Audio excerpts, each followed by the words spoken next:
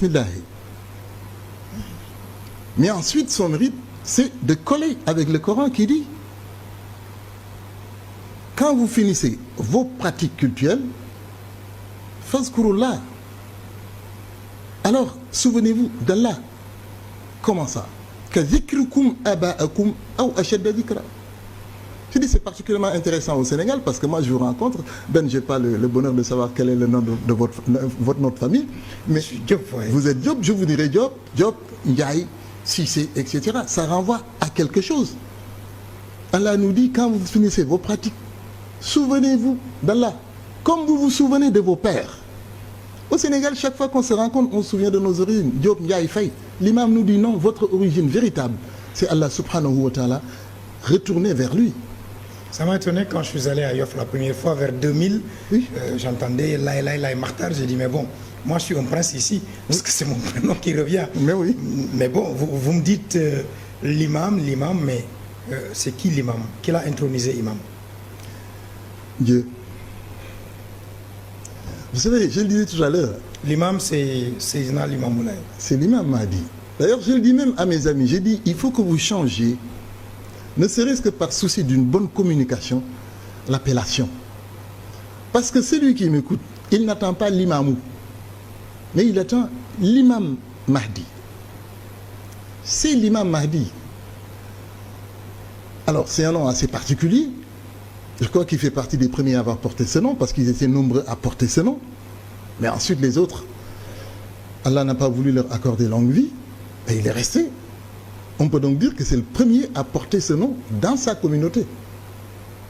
Mais ce nom, il l'a hérité, je veux dire, il l'a obtenu de son père, qui faisait partie d'une délégation qui était allée au Fouta rencontrer Mamadou Mahdi Ba. C'est celui-là qui a donné le nom de l'imam Mahdi. C'est pour rappeler qu'il s'appelle Mohammed en réalité. Mais il a mis l'accent sur le terme imam. Et le Mahdi, dont on a parlé tout à l'heure, il était attendu sous le nom de Imam Mahdi. Mais bon,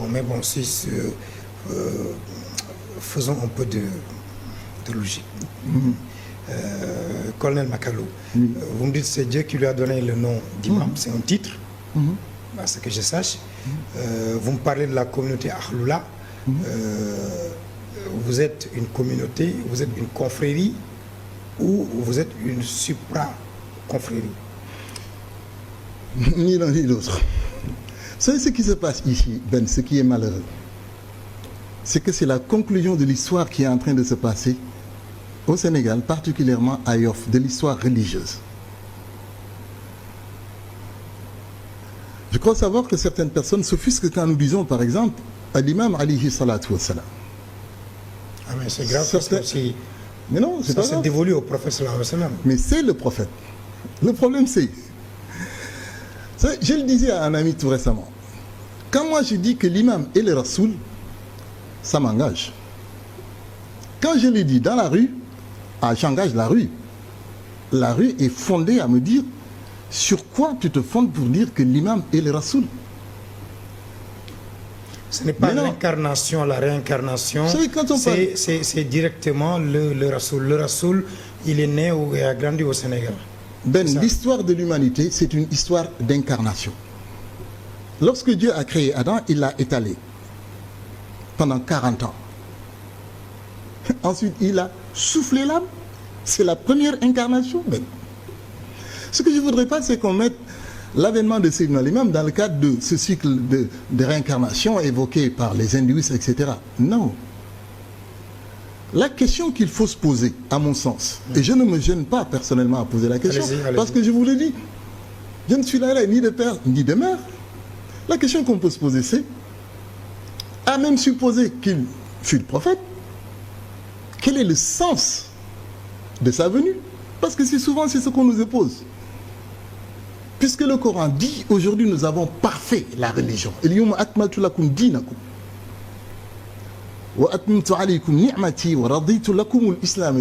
C'est du Coran.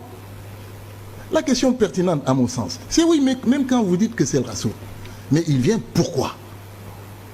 On nous oppose également souvent la question du Khatam, qui est très très mal comprise, puisque le Rasoul lui-même dit Kuntu Khatama nabiyyin wa kana Adam bayna al-ma'i wa tin Ça veut dire qu'on n'aurait pas créé Adam, l'humanité n'aurait pas existé, qu'il serait encore Khatam. Ça veut dire qu'il ne faut pas lier la notion de Khatam à l'humanité. Et ça, c'est une des erreurs que l'on commet. Mais si on s'interroge sur le sens de la présence de l'imam, moi je ne trouve que deux pistes de réponse. Lesquelles?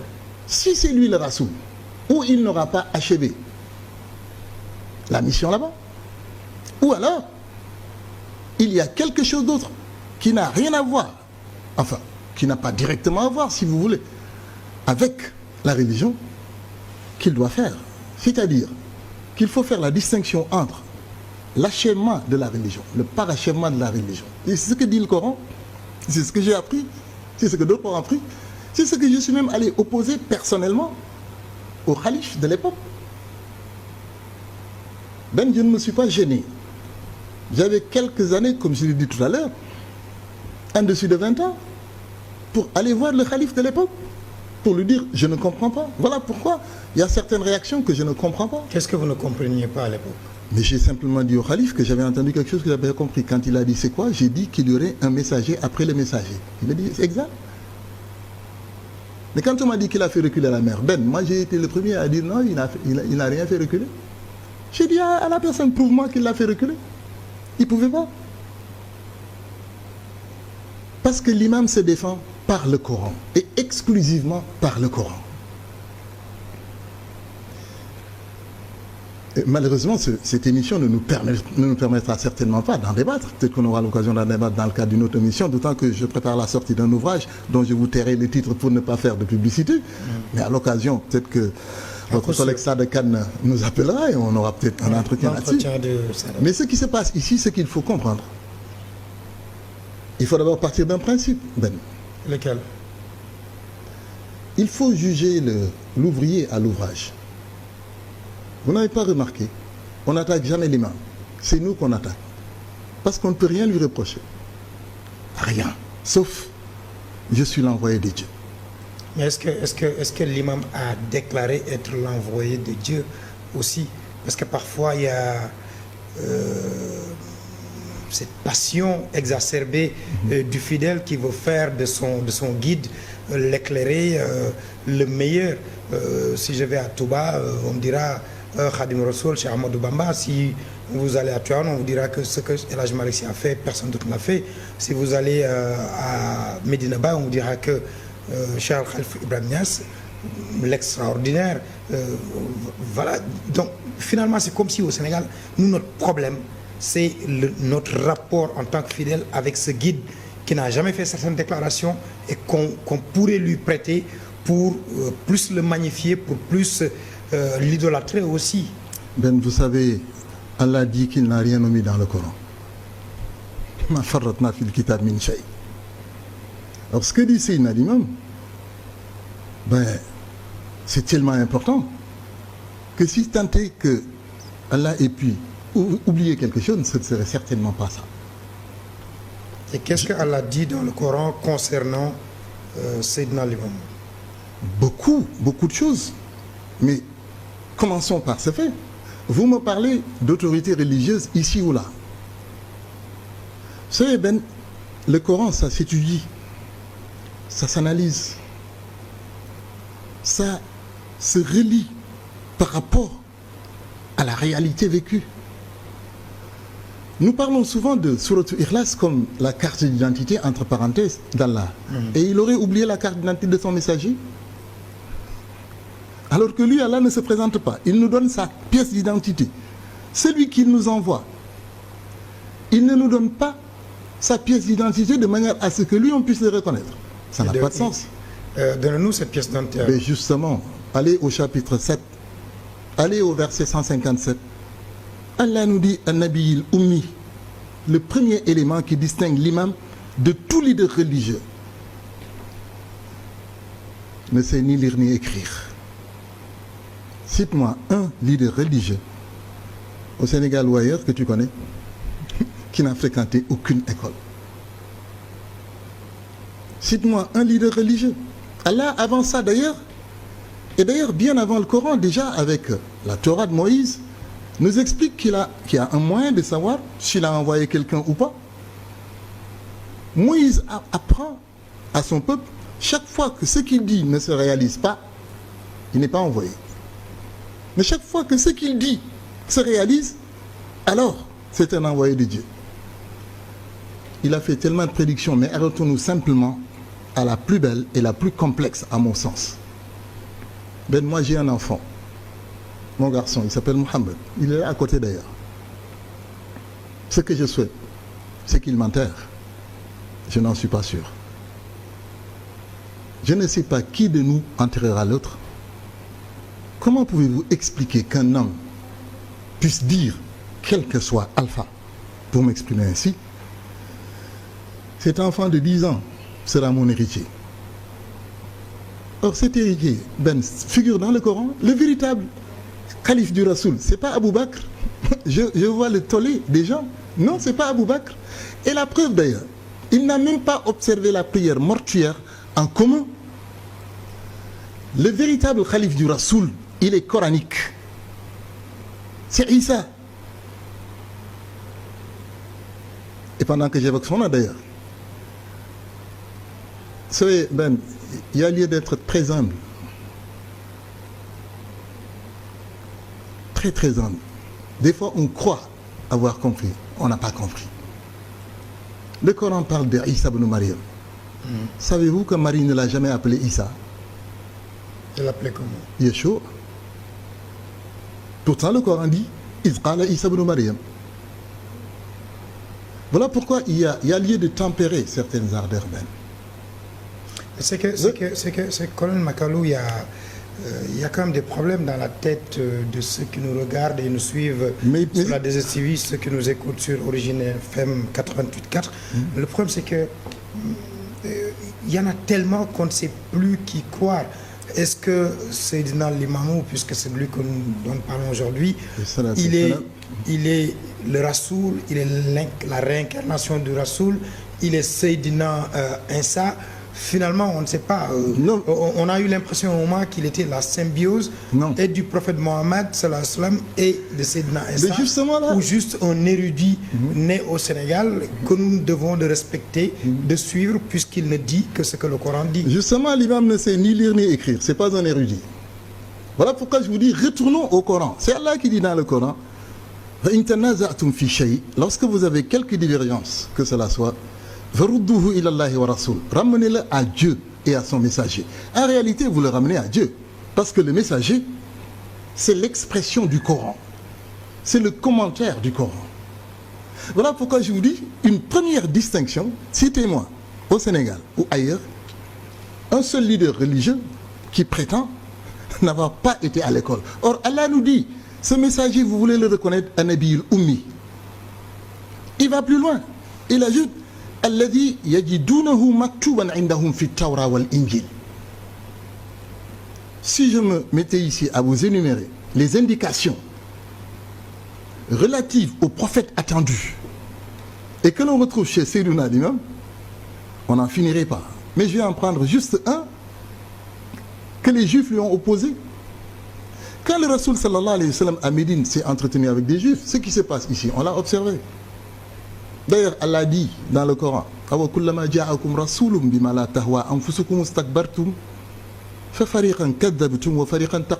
pourquoi, quand je vois certaines attitudes, je ne suis pas surpris, ça participe à confirmer que l'imam est le Rasoul, puisqu'Allah dit chaque fois que je vous envoie un Rasoul,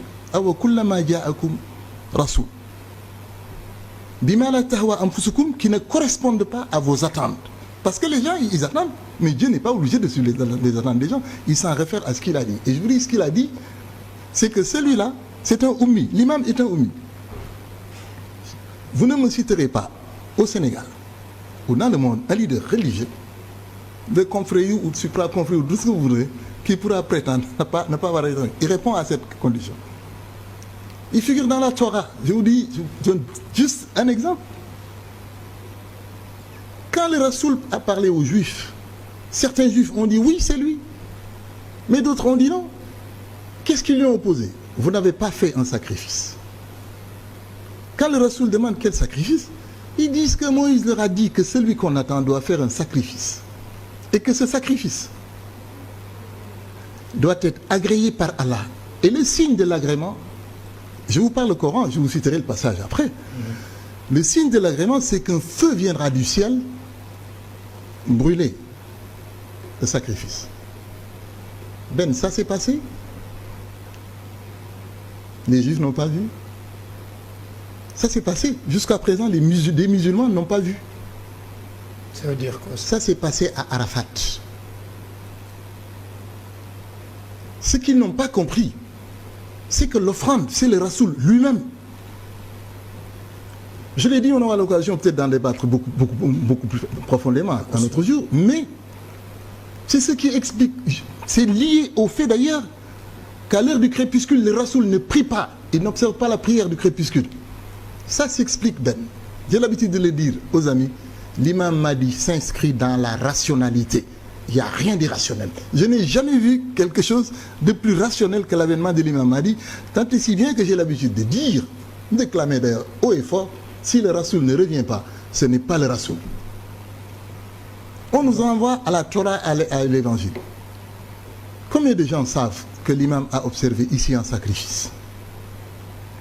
Quel est le leader religieux, Ben, au Sénégal ou ailleurs, qui avant de quitter le monde, signale qu'il a un sacrifice à faire, fait ce sacrifice, et il le fait à une date précise, parce que la date voulue par Allah, elle est précise. C'est à la date du 10. Ça ne s'arrête pas là. Vous allez aujourd'hui à Cameroun devant le mausolée de Seydina Issa, vous y verrez une photo avec Seydina Issa assis, devant lui un livre. Je disais aux amis, mais il faut observer, il ne regarde pas le livre, il regarde le photographe. Parce que c'est une promesse que l'on retrouve dans la Bible, où lui-même se présente comme un agneau avec 7 cornes, recevant le livre des mains de son père. Ben, ce qui se passe ici, c'est du tout à fait clair, c'est du tout à fait rationnel.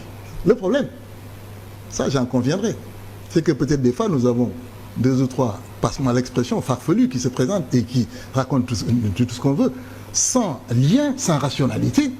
Mais ça, ce qui se passe ici, c'est la conclusion d'une histoire qui fait que, tiens-toi bien Ben, il n'y a pas que le Rasoul, Mohammed qui vient. On va dire Issa revient. Et il revient pour être calife. Ça figure dans le Coran, nous n'en avons pas le temps, mais moi je parle à la télé, on m'invite, je viens expliquer. Je veux dire aujourd'hui... Mais je voudrais juste terminer même, il n'y a pas que lui, il y a Moïse, ces 3, ils sont obligés de venir. Et vous savez ce qu'il y a d'intéressant encore, Ben? Quand on se sera quitté, allez dans le net, allez voir les découvertes de la grotte de Qumran, dans la mer Morte, où dans les documents on trouve associé le Nabi, le Messie. Or le Messie, tout le monde sait que c'est Issa. Et le Messie d'Aaron, tout le monde sait que le Messie d'Aaron, c'est Moïse. Associé en une seule... C'est ça leur problème. Il y a mieux. Et même associé avec une lettre qu'ils ne comprennent pas. Moi, je dis que les explications sont ici à Yoff. Chaque fois que je vois, j'ai un petit sourire. C'est du sérieux qu'il y a ici. Je vous concède maintenant qu'il peut y avoir quelques farfelus qui viennent, ne comprenant pas le sérieux de la question, la traiter de manière légère. Mais pourquoi le Sénégal? D'habitude, les prophètes, les envoyés d'Allah descendent dans des pays, des contrées où parce il y a qu'il l'a problème. annoncé dans le... Pourquoi au Sénégal, justement, on se croit le centre du monde islamique? Aujourd'hui, nous croyons, nous estimons que nos guides sont les meilleurs, ce sont les capitaines de l'islam. Quand vous allez dans les pays limitrophes, vous y trouvez d'autres personnes qui vous disent le secret, la ficelle, c'est chez nous. Oui, mais les autres peuvent penser ce qu'ils veulent. Mais mon problème à moi, Ben, c'est que si c'est le Rasoul, c'est la meilleure des créatures. Donc, à mon sens, il faut vérifier pour voir d'abord s'il y a un moyen coranique d'identifier le Rasoul. Mais quand vous partez du principe que le Rasoul ne revient pas, sur quelle base? Moi, j'ai appris tout ce qui n'est pas interdit est permis. Sur quoi se fonde-t-on pour dire que le Rasoul ne reviendrait pas? Et ensuite, mon collègue, est-ce qu'un guidé, comme vous l'avez dit en début d'émission, est-ce que le guidé, il est forcément le Rasoul? C'est le Rasoul. Vous dites bien, vous parlez bien français, vous ne dites pas un Rasoul, vous dites le Rasoul. Le Rasoul, il est unique, c'est Mohammed sallallahu alayhi wa sallam. C'est au Rasoul que Dieu s'adressait lorsqu'il lui disait Alam yajidka yatiman fa'awa wa wajadaka dhalan fahada. Le Rasoul, au début de l'appel, ne portait pas ce nom. C'est lorsque Allah l'a guidé. Tu me permettras d'être un peu pédant. Allez-y. À partir du verbe hada, nous avons ce que l'arabe appelle le ismul fa'il, c'est-à-dire le nom d'agent, c'est lui qui réalise l'action. À côté, vous avez le nom de patient, c'est lui qui subit l'action. Vous prenez le verbe hada, celui qui guide à ce moment, c'est Allah, had. Mais celui qui est guidé à ce moment, c'est Mahdi. Voilà pourquoi même quand on me dit que le Mahdi ne figure pas dans le Coran, je dis que je n'ai vu aucun messager aussi présent dans le Coran que le Mahdi. Parce que ses parents y figurent. Question d'un néophyte. Comment le Mahdi, le guidé, l'envoyé, le messager, ne se limite que dans une petite contrée comme le Sénégal, une portion de terre à Yoff, Cambérène, le long de la mer. Or, logiquement, sa mission devrait être planétaire. Vous savez, la mission, les conséquences de la mission, ce n'est pas son problème. C'est le Coran qui dit « Wa ma ala rasoul illa al-balagh ». Ce qui est demandé au messager, c'est de transmettre. Avant de partir, en laissant ses sermons, il y a fait figurer « Wa ana balaght ». Quant à moi, j'ai accompli ma mission. Voilà pourquoi il faut qu'on comprenne d'ailleurs que l'imam ne recrute pas. Les gens peuvent ne pas se gêner, vous ne venez pas, il n'y a pas de problème. Mais personne ne vous oblige à venir. Mais simplement, nous devons de dire que celui qu'on attendait, ceux qu'on attendait d'ailleurs, je devrais dire, sont venus. Ça s'arrête là. Donc nous en sommes à la fin de l'histoire. C'est terminé, c'est la fin des temps, là, puisque le Mahdi est déjà venu. Moi, je suis convaincu. Maintenant, il y en a qui attendent que le soleil se lève à l'ouest. Ils ne comprennent pas qu'ils sont dans la même erreur. Et ça, je souligne, ils sont dans la même erreur que les Juifs, qui disaient à Mohammed, il nous faut un sacrifice. On ne l'a pas vu. Ils n'ont pas compris ce qui s'est passé à Arafat. Malheureusement, même les musulmans ne comprennent pas ce qui se passe à Arafat. Ils ne comprennent pas pourquoi il a associé la prière du midi et de celle de l'après-midi. Il y a un message. Ils ne comprennent pas pourquoi Abu Bakr a fait le pèlerinage avant Mohammed. Ben, tu savais ça? Pourtant, le Coran dit de Mohammed, لَقَدْ كَانَ لَكُمْ فِي رَسُولِ اللَّهِ أُسْوَةٌ حَسَنَةٌ. Le modèle, c'est le Rasoul. Abu Bakr a observé le pèlerinage. Je ne parle pas de Umrah, le pèlerinage. Parce que le Rasoul dit le pèlerinage, Al-Hajju, à Arafat, il a été sous l'apostolat de Mohammed à Arafat avant Mohammed. Il y a un ensemble de choses, il faut les comprendre pour comprendre ce qui se passe ici. Au nombre de gens parlent de la question, ils n'ont même pas réglé ce problème. Je parle de Abu Bakr. Mais Attab, qui était le gouverneur de la Mecque, il a observé le pèlerinage avant le Rasoul. Il y avait un message dans ça. Le Rasoul, quand il est arrivé à Arafat, quand il a aperçu Arafat, il n'est pas entré à Arafat. Pourquoi? Il est resté dans une localité qui aujourd'hui se trouve un tout peu englobée par Arafat, mais qui s'appelle Namira. Ce qu'on sait, c'est qu'il observait le soleil jusqu'à ce que le soleil soit arrivé au zénith. C'est à ce moment qu'il est entré. Pourquoi? Le Rasoul ne pouvait pas faire plus d'une demi-journée à Arafat. Mais pourquoi? Parce que c'est indiqué dans les livres anciens. C'est indiqué dans l'évangile. Les 3 jours et demi que doit observer le cadavre 2 fois. Et ça, franchement, puisqu'on parle d'écriture chrétienne et autres, ça devrait suffire. Il y a combien de musulmans qui savent que le Rasoul est resté 3 ans et demi sans être enterré là-bas, à Médine? Il y en a combien qui savent que Seydina l'imam est resté 3 jours et demi avant d'être enterré ici? On n'a pas le temps d'expliquer dans les détails. Ce que je veux dire, c'est que ici, c'est une question très, très sérieuse qu'il ne faut pas traiter à la légère, que ce soit nous, ou d'ailleurs celui qui peut être en face. Il faut être sérieux. Il faut être sérieux.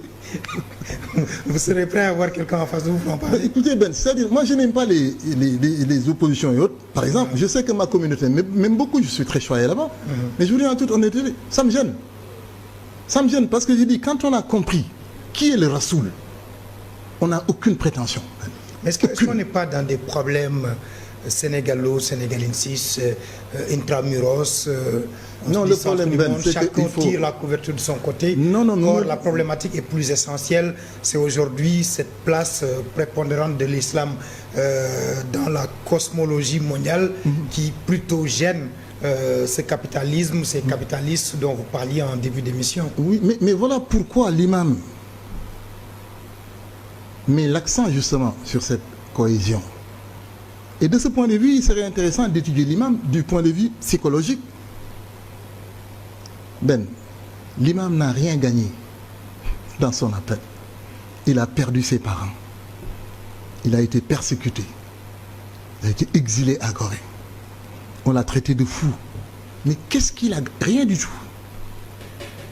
Et il dit, gardez vos biens. Quand on parle de gourou, du tout, l'imam dit, gardez vos biens. Il faut le lire, il faut le connaître. Et venez partager avec moi mes biens. Moi, je peux tenter de dire, ah non, non, non, ça c'est Satan. Il est en train de m'amadouer. Ensuite, quand je serai entre ses mains, ça y est, il va me détourner. Mais il ajoute, par contre, ce qui est du divin, la zakat, ce n'est pas mon bien. Je vous inciterai à sortir la zakat d'Allah. Mais, c'est-à-dire, même d'un point de vue psychologique, il faut considérer l'imam, qu'est-ce qu'il y gagne? Le problème, Ben, c'est que si l'imam c'est le Rasoul, ça pose problème au Sénégal. Ça Mais pose véritablement, effectivement ça pose- problème. ça Ah, mais pose- tout à fait. Parce que là, il faudra revenir sur le statut de tout le monde. Voilà pourquoi j'ai dit aux gens, il ne faut pas vous laisser distraire. Vous avez un travail à faire. Moi, je m'évertue à le faire. Je vous dis que je vous promets un ouvrage qui va bientôt sortir, qui remonte les origines de Seydina l'imam, Seydina Issa et Seydina Mandione à l'avant Adam. Et ça figure dans le Coran, Ben. Ça figure dans le Coran. Et je ne parle pas pour parler. Le livre sera là. Ce sera soumis à la critique des gens.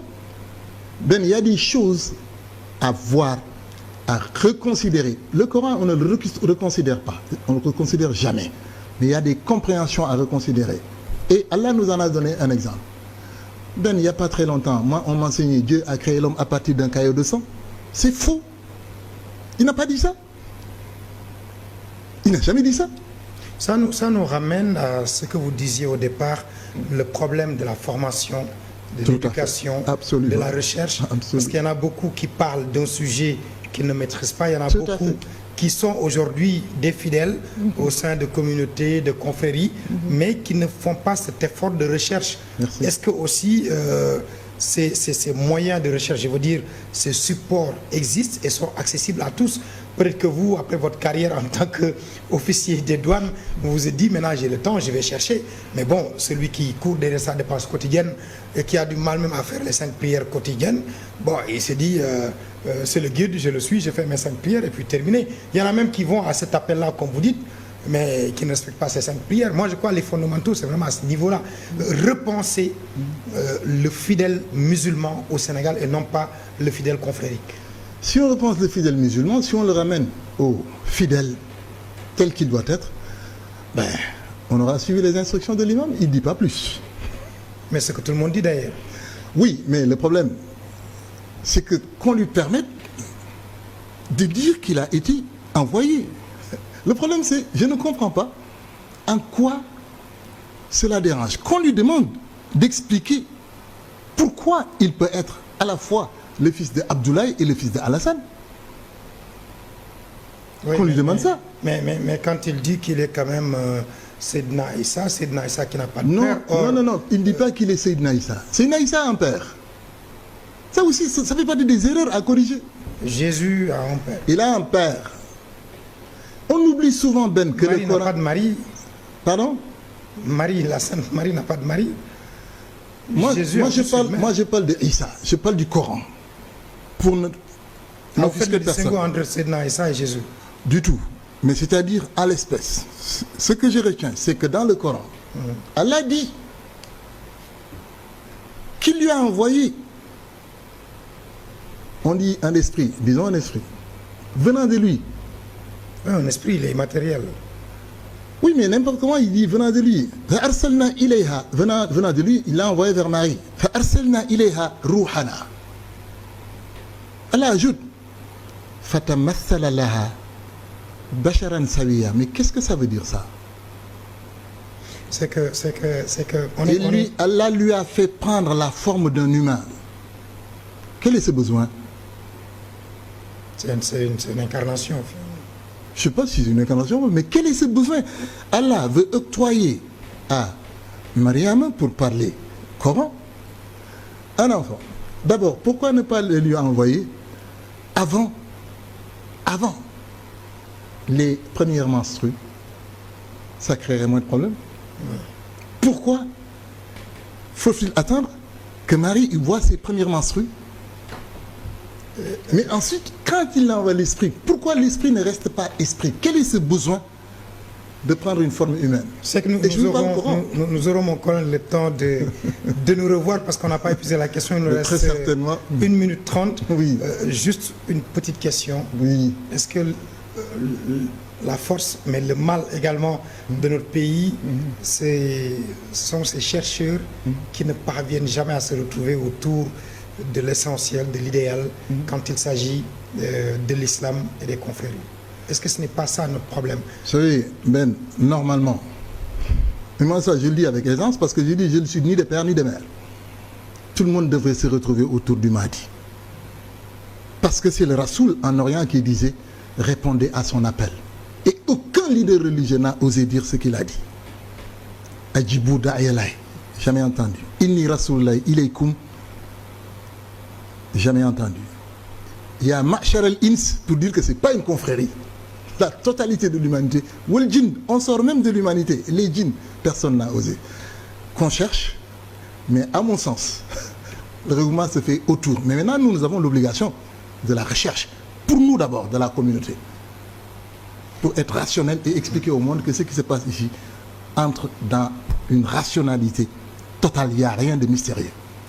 Colonel Mohamedou Mardiou Makalou, je vous remercie. Je rappelle que vous êtes professeur dans pas mal d'instituts de la place.